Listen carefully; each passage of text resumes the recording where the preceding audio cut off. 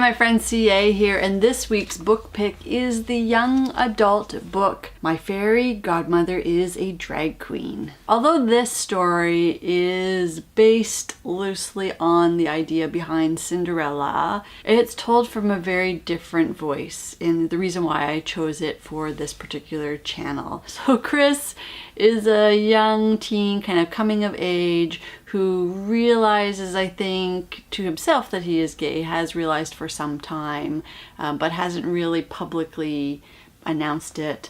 He is a stepson into a family of Mother Iris, a sister Kimberly, and a brother Buck. Chris's father has passed away some time ago, a suicide issue from stock market. That's all sort of backstory and doesn't really dwell into that aspect of it.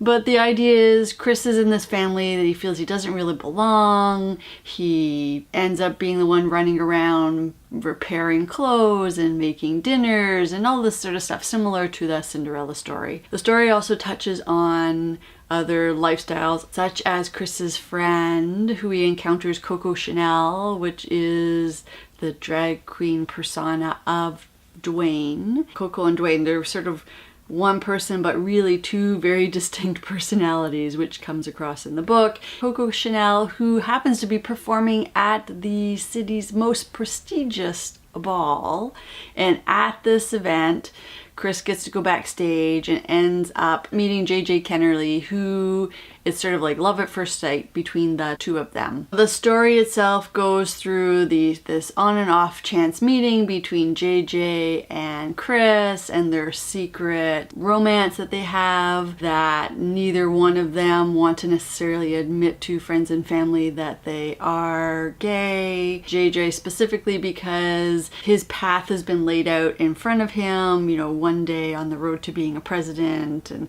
he thinks he can do more good for the country.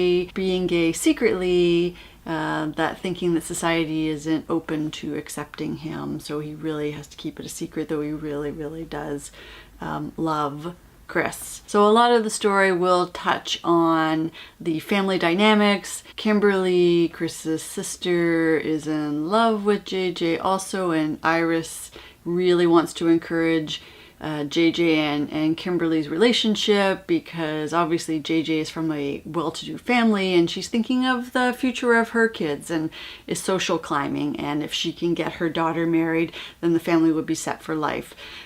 But no one knows sort of the secret relationship between Chris and JJ. Chris as a character is so worried that everybody making assumptions about his preferences and his friends because they may not be the norm, but when giving his family a chance, they are actually quite accepting of Coco and Dwayne. So that was kind of a realization to him that he's so used to everybody being judgmental, he's actually making judgments of his family and doesn't really give them a chance. The big thing that I came away with having read the story is it reminded me how important it is to have different voices telling stories. As a teen or young adult dealing with being gay, coming to terms with being gay, or maybe it's something that they have announced and they're just living it. And a lot of young adult books are based on romance, and many of them are heterosexual relationships. Having books with characters that